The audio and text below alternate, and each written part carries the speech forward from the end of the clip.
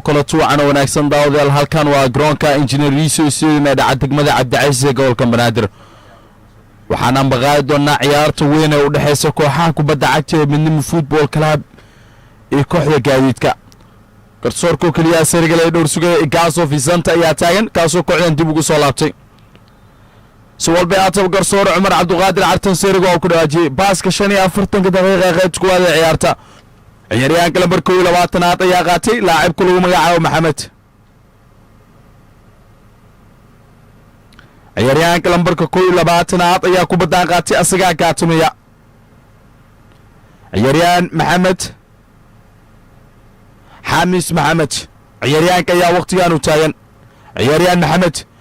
سفي عنا وصوتوري أساتي بناكو مرسي قوشا لغا سو بلاو دونا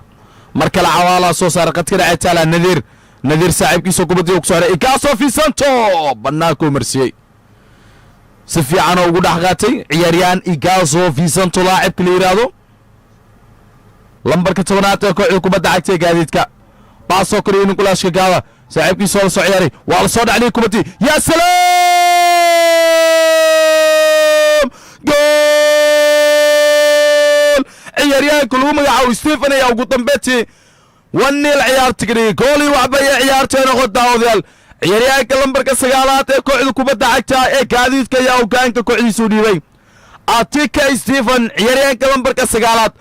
بلانو تاون بالخاب كودلي عياريان كان كدب كروسكي كيمادي صاحبكيسا ووسو كروس كوبتي لاعب كلهم يعاو اتيكا ستيفن عندنا سراعين اي عيار تقري جولي وعبا كوعد كوبدا عكتا كاديدك اي عيارتو كانكو غلط داوديال كوعد كوبدا عكتا Midnimo Football Club ayaa lagu horkacayaa gaadiidka gool midnimana eber kadib korooskii dheeraa kiimaaday atika Stevenna Maxamed Aadan Ismaaciil Malaayo oo sameeyay gacan Turki 18 ka lagu jira Igaso Vicente waa lagu dagaalamay Maxamed Dib saaxiibkii Shaafici Cilmi Miro ciyaar dib ugu soo laabtay Shaafici dhex gariib quruxbeen markan Maxamed oo saaxiibkiis markan waa laga diiruutay si fiican oo saf garay Makubu Umaru ayaa si fiican u turutay laakiin Golay Kamsari yaa diiday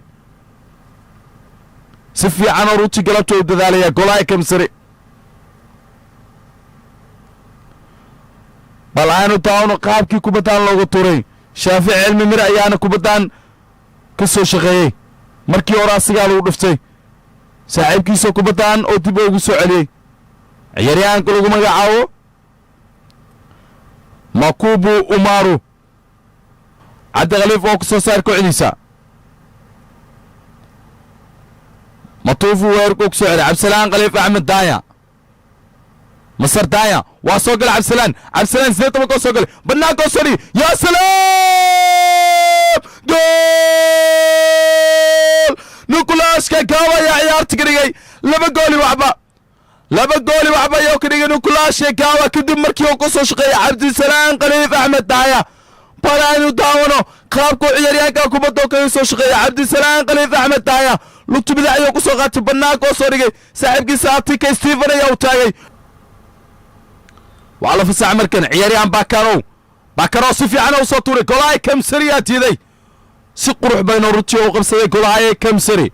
مطوفو وكغابي صاحبكيسا انكستو صاحبكيسا وسولاوتي عبد السلام غليف احمد دايا باكارو واكغاتي بكرو دح كديب قروح بدن ويركا لو جرا مركا يا سلام بناكا يو مرسي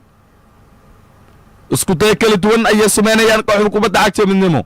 labadii bedel Abbas Ooni Yusuf isbedel weyn ayaa ka muuqanaya كوبدا عagta Midnimo Football Club Umar Rooti oo sameeyay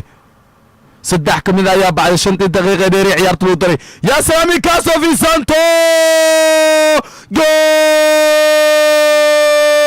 kooxda kubadda cagta Midnimo Football Club ayaa ciyaarta ka dhigtay laba gool xilli walow kaanka laga hayo kubad ay ka soo shaqeeyeen Umar Rooti iyo soo kale saaxiibkiisa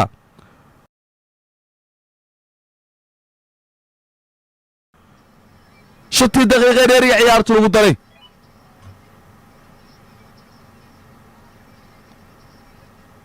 waayag markan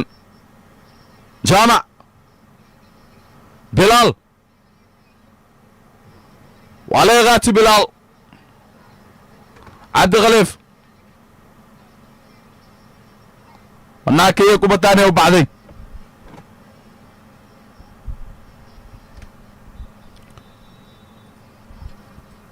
ugu dambeyntiina ciyaartu ay soo ilaatay daawadayaal waxay ku soo ilaatay 2 gool oo kooxda kubadda cagta ee gaadiidka guushooda ugu horeysay ka gaaraan kooxda kubadda cagta Midnimo Football Club midnimona waxa ku dhacday guuldaradii saddexaad oo ceerira